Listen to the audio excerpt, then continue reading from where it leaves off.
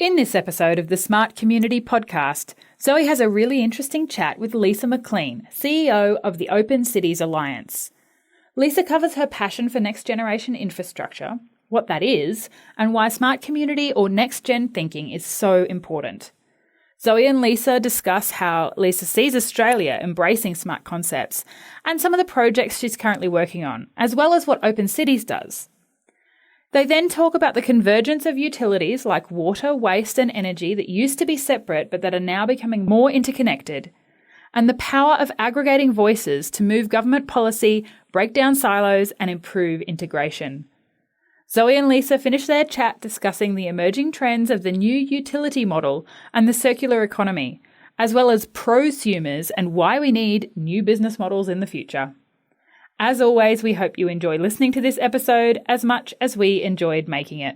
Welcome to the smart community, smart regions, smart towns and smart cities. It's where we live, work and play. With smart communities, the future starts today. Big data, smart mobility, emerging trends galore.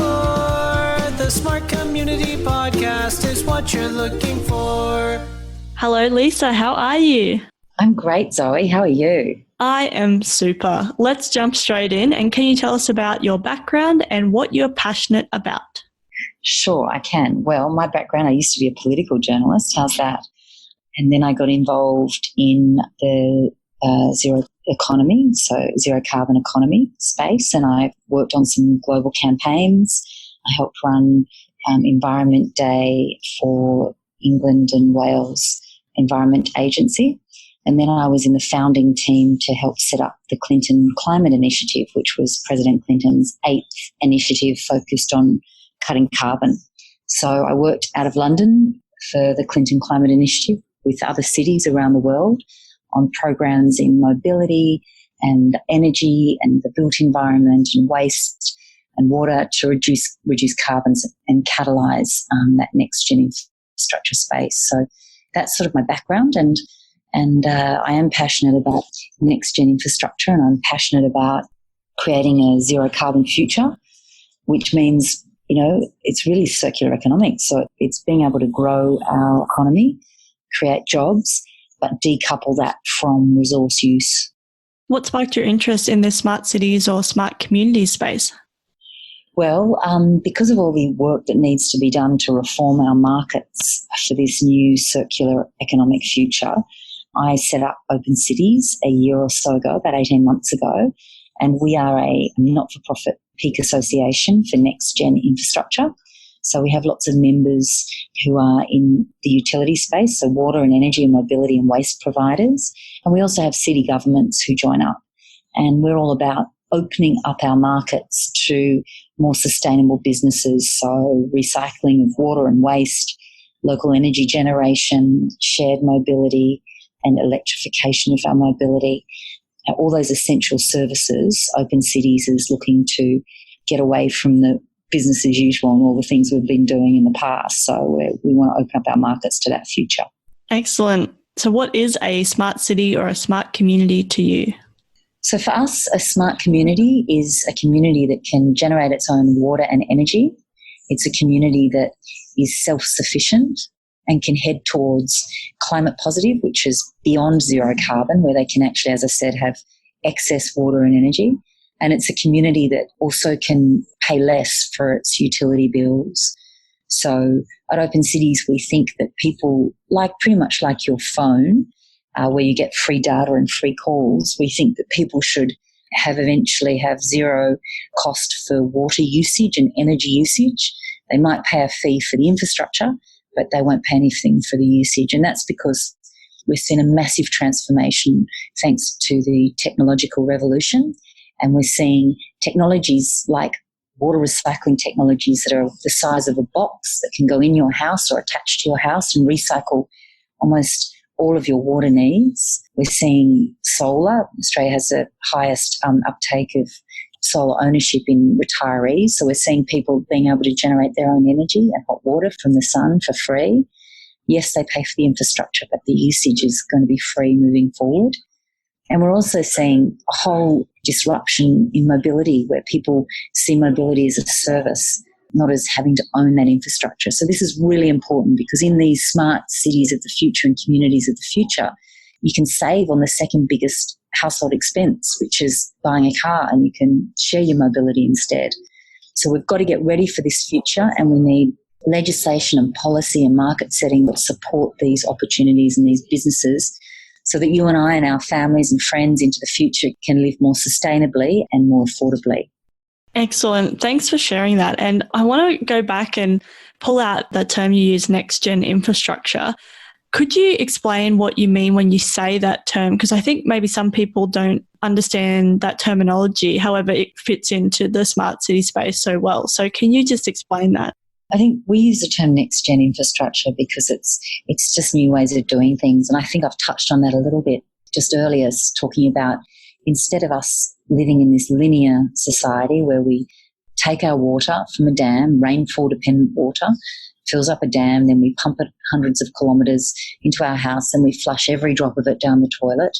Sydney, for example, produces enough wastewater to fill its harbour every year, while Western Sydney and other parts of New South Wales are just dry and affected by heat island effect. So next-gen infrastructure is water recycling infrastructure that you can keep it at precinct scale or at in a home. Next-gen infrastructure is solar. We don't need coal-fired power plants. We've got enough solar resource to provide everybody with free energy. We need to pay for the infrastructure, but we've got this opportunity to get next-gen infrastructure instead of investing in carbon-intensive infrastructure. Shared mobility is another example of next-gen infrastructure, and autonomous vehicles as well. These are the sorts of infrastructures and services that mobility as a service that we're going to start to see in the future. Using our waste, for example, organic waste, to create local bioenergy, which saves it from being transported hundreds of kilometres, and means that we can, for example, in one study that Open Cities has been part of, it's helped to provide up to 50% of hot water needs just from using your organic waste from your kitchen in that precinct. So that's what I mean when I talk about next-gen infrastructure. Perfect. Thanks so much for explaining that. And we've already touched on this a little bit, but I will just ask this next question, which is, why do you think that the smart community concept is so important? It's absolutely critical because, and you can call it smart or next gen, it's the same, because at the moment we are living in a way, consuming services, burning resources that is totally unsustainable for our global population. By 2050, we'll have 9.8 billion people on the planet, and we cannot continue to grow with the same amount of resource use. It's terribly wasteful. It's destroying our biodiversity and our community for the future. And we don't own those resources. That's our future generations that own them. And so we've got to start protecting them. We have to start ensuring that, for example, we use the waste we produce locally, that we promote more businesses and services that are sharing businesses and reuse businesses that can grow our economy without throwing away everything, which is what we're doing at the moment. And as you know, we've got a major crisis with plastic. Microplastics are now in all of us. They're in humans, they're in fish. And plastic itself, there'll be more plastic in the ocean than fish in the next 20 years, next 2 decades. So we're really at almost a mass extinction point at the moment. So the smart concept and getting smarter with how we live our lives and the infrastructure and services we use is actually urgent and essential. I think that terminology is really important, not the terminology of smart, but the words of urgent, because I think we think we can just, we'll just adopt some technology and this and that and keep going and doing the things the way we've always done them. But actually it's not about the tech, it's actually about the thinking, changing our thinking so then we can actually embrace the circular economy and next-gen infrastructure, because unless we change our thinking and stop doing it the way we've always done it, we won't be able to continue. Absolutely right, Zoe. And I think also government's got a big role to play here because it can set targets, it can control the market, and it can sort of say enough. We actually can't keep, for example, flushing all our water down the toilet. We don't need to drink recycled water, but we can use it for 80% of our daily needs. Or, for example, people shouldn't have to buy a car and they don't have to just rely on public transport. They should be able to share their mobility and close to their home. And people should also be able to, as I said to you, recycle their water and their energy and their waste rather, and create energy and from the sun, free from the sun, and pay nothing for their utility bills, so usage bills. So this is something that government has to play a really important leadership role in, and setting the markets for how our business solutions come to us and solve our problems. How do you think Australia is currently embracing the smart community concept? I think it's actually very alive and successful at a city government, a local government level, but it has been really stymied at a federal and state level. And I think we've had a lot of dinosaur-like thinking, support for old business models and solutions that are not sustainable and are not carbon friendly.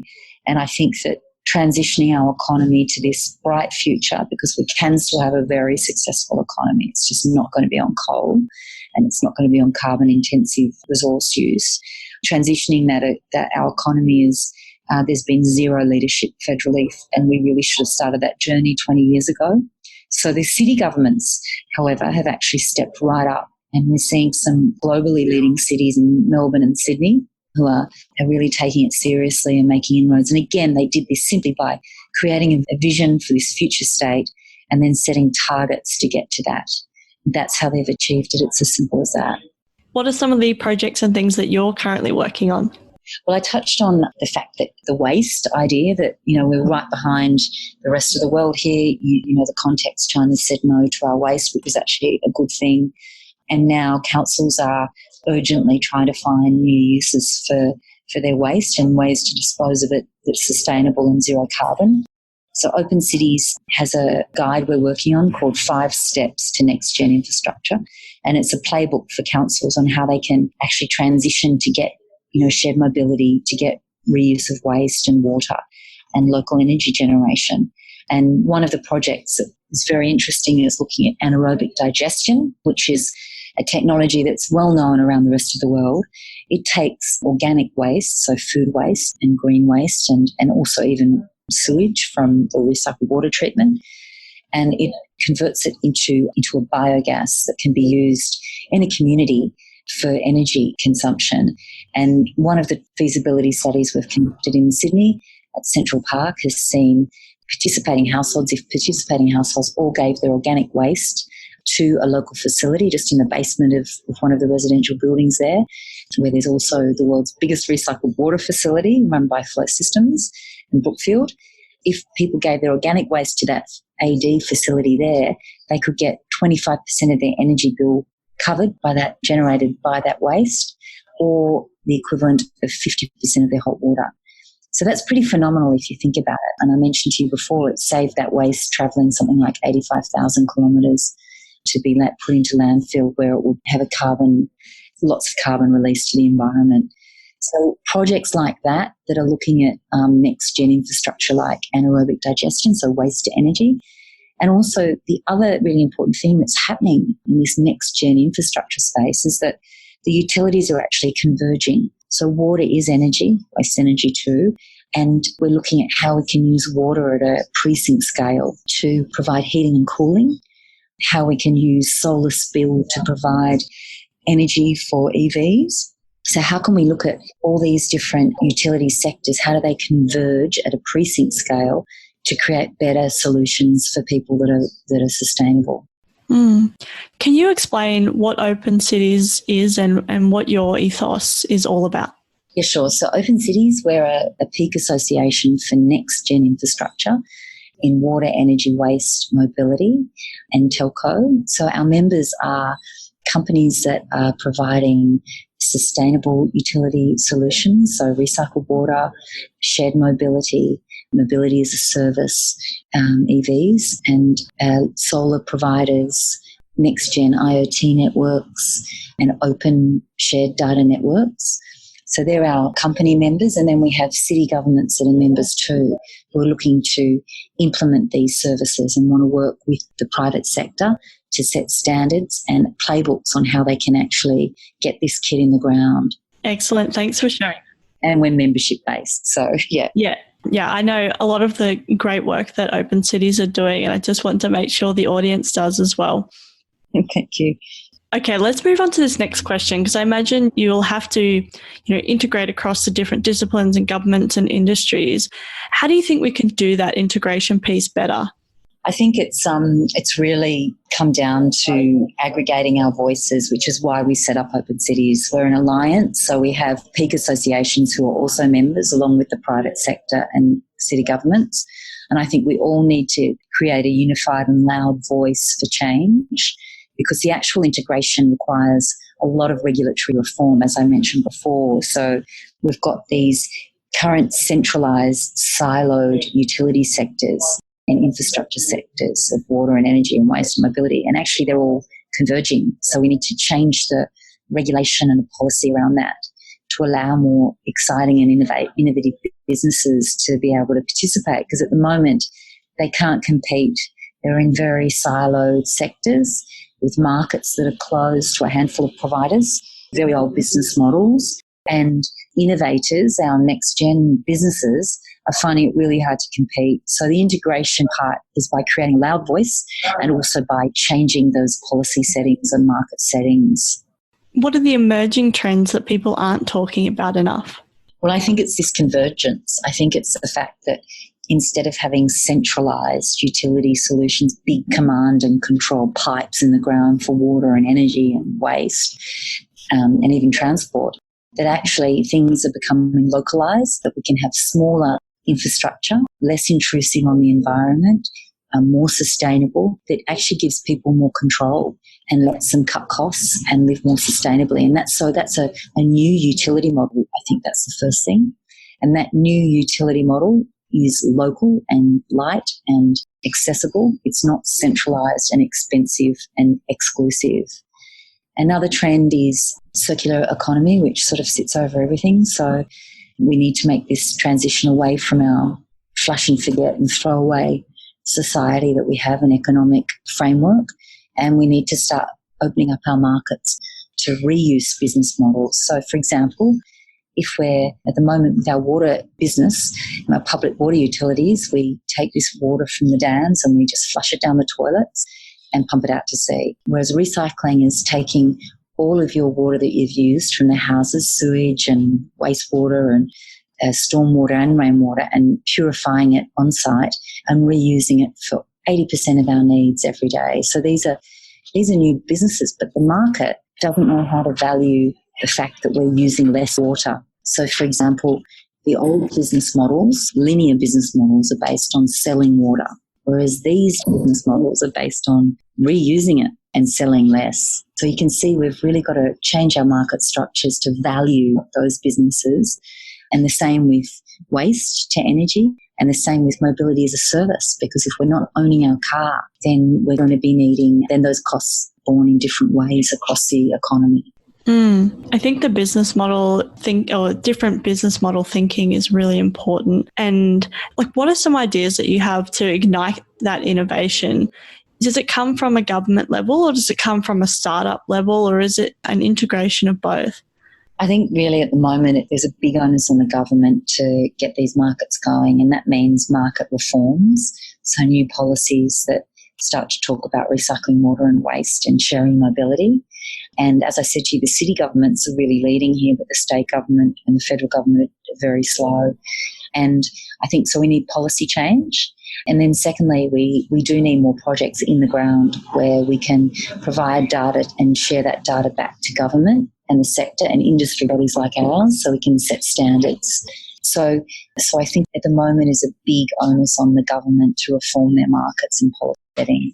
And by the way, one other trend that I didn't mention is prosumers. Now, this is something we've all got to start talking about. This is our own ability to get free energy from the sun, to use it ourselves as a consumer, and to produce it and sell it. And really, we're going to start to see prosumers not just in energy, but also in water, because we can reuse our water and then sell it into a grid. And the same with mobility, where we can reuse our car and share our car.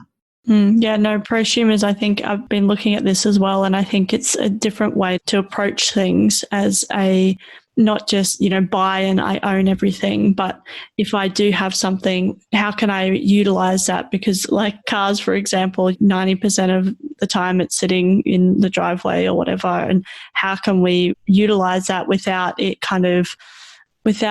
inconveniencing us at all, really, but just changing the way we think about owning things and how we can utilize our, utility and services that we just traditionally set and forget kind of thing.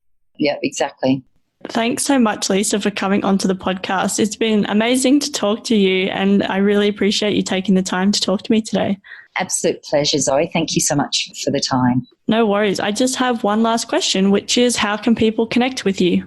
So people can look us up. Open Cities is www.opencities.net.au, and you can send me an email on lisa@opencitiesoneword.net.au, or you can call me 0488 068 777. We'll put all the links in the show notes so people can click away and find you. Thanks again, Lisa, for coming on to the Smart Community Podcast. Pleasure, Zoe. Thanks so much. Take care. Talk soon. Bye. Thanks so much for listening to the Smart Community Podcast. Show notes for this episode and all other episodes are available on our website, mysmart.community. If you have any questions for us or any of our guests, you can email hello@mysmart.community or find us on the socials. We are on LinkedIn, Facebook and Twitter @SmartCommPod.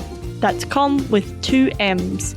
If you are enjoying the podcast, please leave us a rating and review at wherever you listen.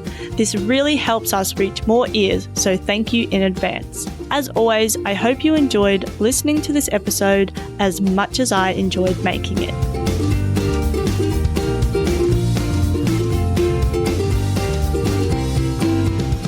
The Smart Community Podcast is what you're looking for.